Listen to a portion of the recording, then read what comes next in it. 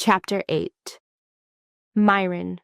Myron had big ears. He was elected class president.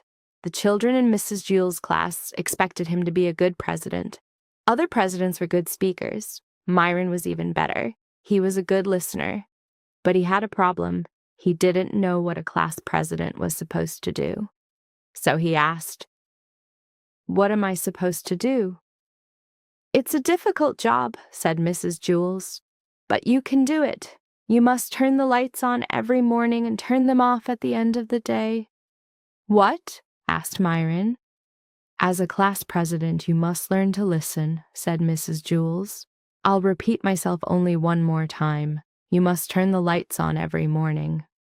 "I heard you the first time," said Myron. "It just doesn't sound like much of a job." "It certainly is," said Mrs. Jewells. "Without light, I can't teach, and the children can't learn.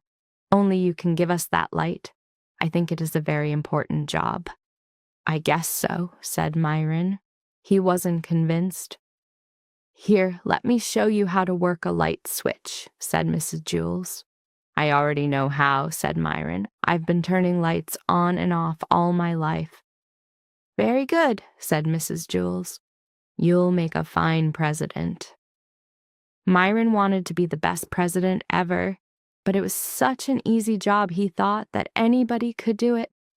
When school let out that day, Myron stayed behind. He turned out the lights by flicking the switch down. "Excellent," said Mrs. Jewells. On his way home, Myron heard a horrible noise.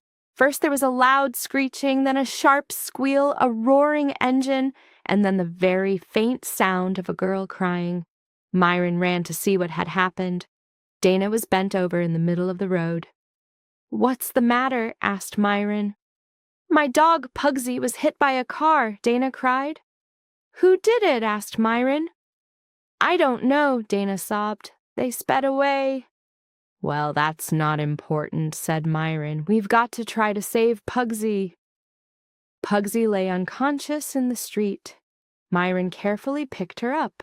He carried her 2 miles to the vet. Dana cried at his side. "Don't worry, Dana," said Myron.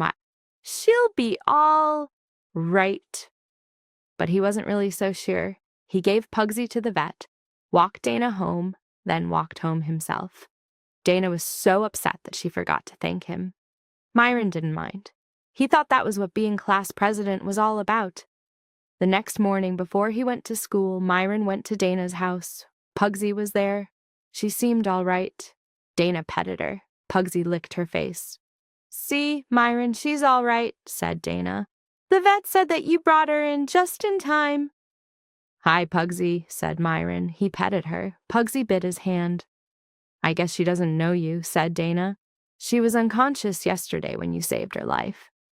Dana's mother put some medicine and a Band-Aid on Myron's hand. Then she drove the children to school. They were late. They ran up the stairs to Mrs. Jewell's class. The room was completely dark. "It's about time you got here, Myron," said Mrs. Jewells. "We have no lights." "Why didn't somebody else just turn them on?" asked Myron. "Because you're class president," said Mrs. Jewells. "Show Stephen how to work the lights. From now on, he will be class president." Myron showed Stephen how to turn on the lights. He flicked the switch up. At the end of the day, Myron showed Stephen how to turn the lights off. He flicked the switch down. After a week, Stephen finally caught on. He made a good president.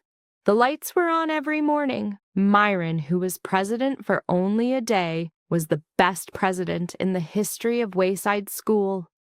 It was just that nobody knew it.